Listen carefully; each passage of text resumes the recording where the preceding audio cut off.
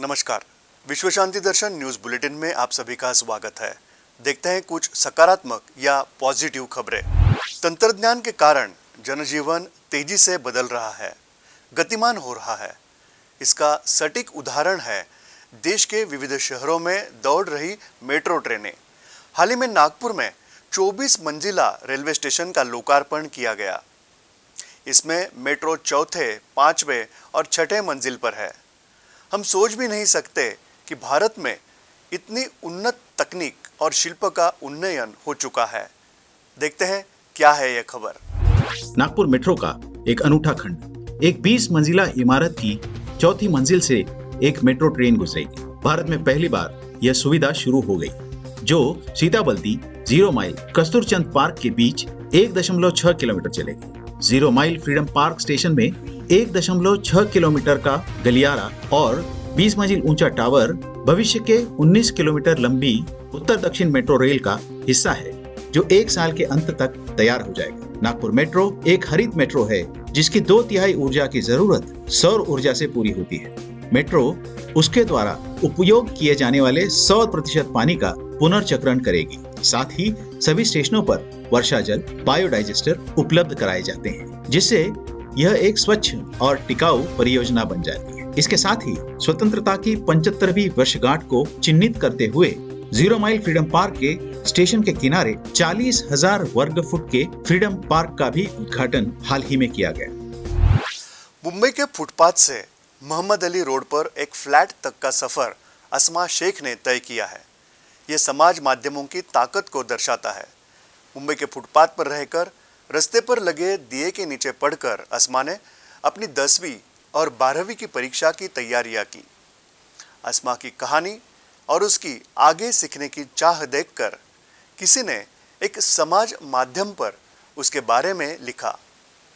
यह कहानी इतने लोगों के मन को छू गई कि समाज माध्यम तैयार हुए एक ग्रुप ने उसके 3 साल की शिक्षा तथा घर के भाड़े का प्रबंध कर दिया है। अब अस्मा अपने परिवार के साथ उस घर में रहकर आगे की पढ़ाई कर रही है। एक फुटपाथ पर रहते हुए उसने मुंबई के आजाद मैदान के पास एक लैंपपोस्ट के नीचे पढ़कर 10वीं कक्षा की परीक्षा उत्तीर्ण की। अब उसका दाखिला मुंबई शहर के एक अच्छे कॉलेज में हुआ है और उसके सिर पर एक अच्छा सा छत भी है। 17 साल के अस्मा शेख ने अपने सपनों को सच होते देखा है। 1 BHK फ्लैट में जाने के बाद अब उसके पास कम से कम अगले 3 वर्षों के लिए अपना घर है और वो कॉलेज भी जा सकेगी। आसमा ने कहा उसकी योजना है कि वह एक उच्च पदस्थ सरकारी अधिकारी बने। ये सब उसके लिए मुमकिन हुआ उसकी कहानी सुनने वालों की वजह से। एक समाज माध्यम पर उसकी कहानी फैली और देखते ही देखते उसकी मदद करने वालों की भीड़ लग गई। समाज माध्यम पर लोगों ने इकट्ठा किए हुए धन से उसका शिक्षण और उसके घर का खर्चा उठाया जा रहा है। आसमा ने अब छोटे बच्चों को सड़क पर पढ़ाना शुरू कर दिया है। आजकल हम बिजली पर चलने वाले वाहनों के विषय के बारे में बहुत बार सुनते हैं। ऐसे वाहन बाजार में आए भी हैं, लेकिन ज़्यादातर लोग उन्हें खरीदने से डरते हैं। उनका मानना है कि ये विद्युत वाहन ज़्यादा दूर तक नहीं चल पाते हैं।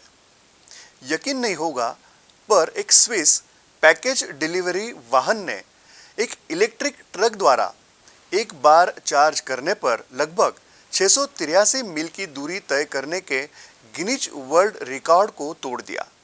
लेते हैं इसके बारे में ज्यादा जानकारी।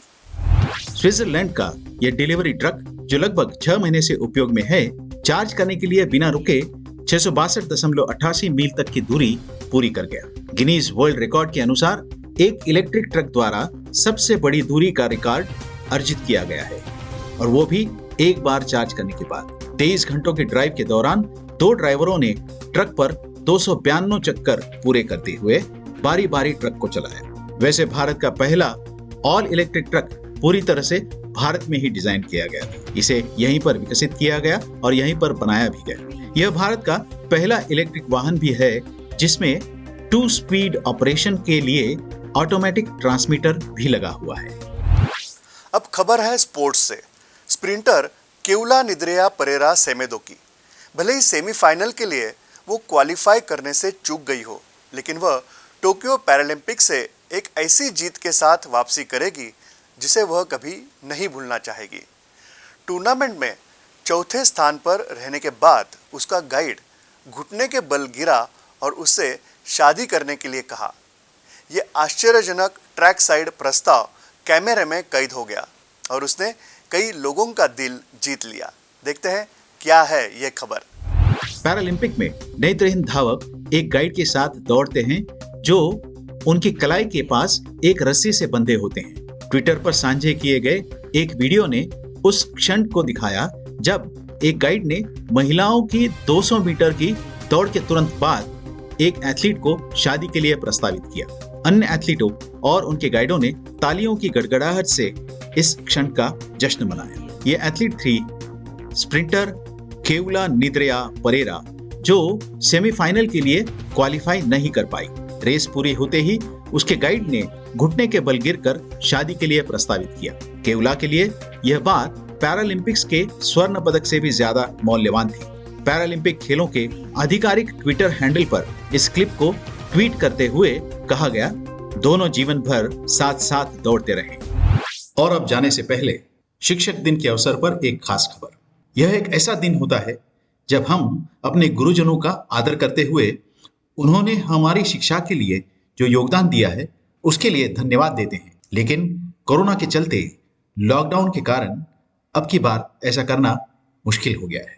एक विद्यार्थी ने इसका हल ढूंढ निकाला। मराठी भाषा में उसने अपने गुरु के आदर में एक गीत द्वारा अपने विचार व्यक्त किए हैं। उसने यह भी कहा है कि उसे स्कूल के दिनों की बहुत याद आती है। ये लड़का कौन है, कहां से है, इसका पता नहीं चला, लेकिन शिक्षक दिन के ठीक 2 दिन पहले उसका यह वीडियो वायरल हुआ है।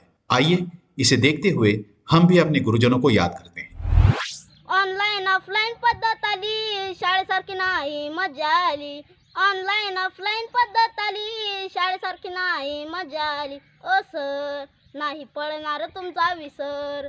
ओ सर, आहे आमच्यावर तुमचा असर। कोरोना का आमच्या माथी आला, मोबाईल जरी आमच्या हाती आला।